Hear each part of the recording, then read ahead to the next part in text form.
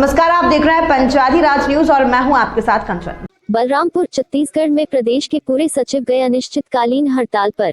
साथ ही साथ रोजगार सहायक भी अपनी मांगों को लेकर गए अनिश्चितकालीन हड़ताल पर। पंचायतों का कामकाज हुआ ठप। ज्ञात हो कि ग्राम पंचायत के सचिवों के प्रदेश स्तरीय अनिश्चितकालीन हड़ताल पर जाने के बाद रोजगार सहायक भी अपनी मांगों को लेकर और पूरे प्रदेश के रोजगार सहायक अनिश्चितकालीन हड़ताल पर चले गए हैं, जिसको देखते हुए आज की स्थिति में ग्राम पंचायत के सभी कार्य ठप हो गए हैं। यदि समय रहते इनकी मांगों को या इनका कोई निराकरण सरकार नहीं निकालती है तो पंचायतों का कामकाज तो ठप हो जाएगा और साथ ही साथ मजदूरों के पेट पालने के लाले पड़ने लगेंगे। पंचायती राज के लिए बलरामपुर से कुलेश्वर कुशवाहा की रिपोर्ट।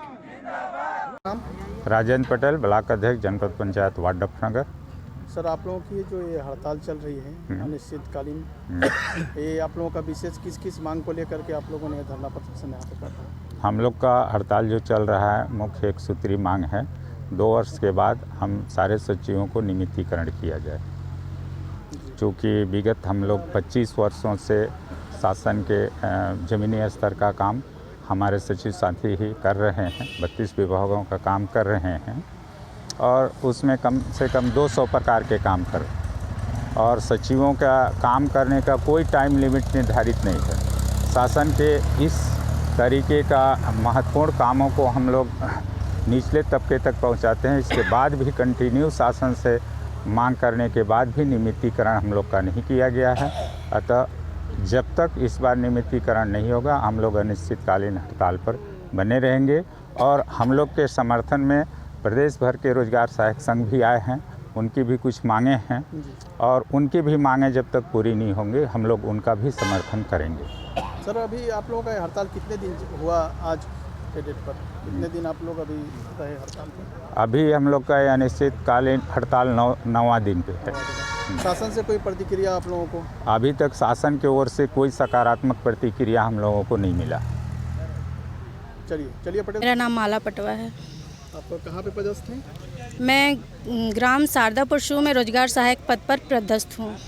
ये जो आप लोग हड़ताल कर रहे हैं, यदि आप लोगों की मांग शासन नहीं सुनी तो आप लोग क्या मंशा बनाएंगे? जब तक हमारी मांग की सुनवाई नहीं होगी तब तक हम लोग अनिश्चितकालीन धरना पर बैठे रहेंगे और बनेगा तो भूख हड़ताल भी कर सकते हैं। चलिए, मतलब आप जब तक आप लोगों का शासन नहीं सुनेगा आप लोग जी हम लोग भी अपने बात पर अड़े रहेंगे। देखिए, विगत 14 साल तक हम लोग अपना काम कर रहे हैं। महात्मा गांधी राष्ट्रीय ग्रामीण रोजगार गारंटी की योजना के अंतर्गत 14 साल हो गया कार्य करते हुए, फिर भी शासन की ओर से कोई भी ध्यान नहीं दिया जा रहा है। हम लोग अल्प मानदेय में ही काम कर रहे हैं। मनरेगा में मजदूरों को लगाने में भी रोजगार सहायकों की बहुत महत्वपूर्ण भूमिका होती है, जिसके कारण क्या बोलते हैं उनको रोजगार मिलता है, उनका भरण पोषण होता है।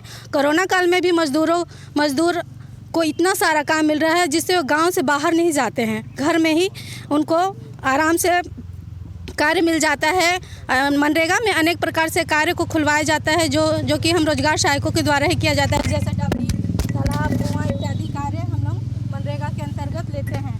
और साथ ही साथ इस जो कार्य स्वीकृत किया जाता है उसमें भी हम लोगों का अनेक प्रकार से जियो टैगिंग करना हो गया। बहुत सारे मनरेगा के समस्त कार्य को रोजगार सहायकों के द्वारा संपादन किया जाता है। और ऐसे कम वेतन में हम लोगों का कैसे परिवार का गुजारा कैसे चलेगा?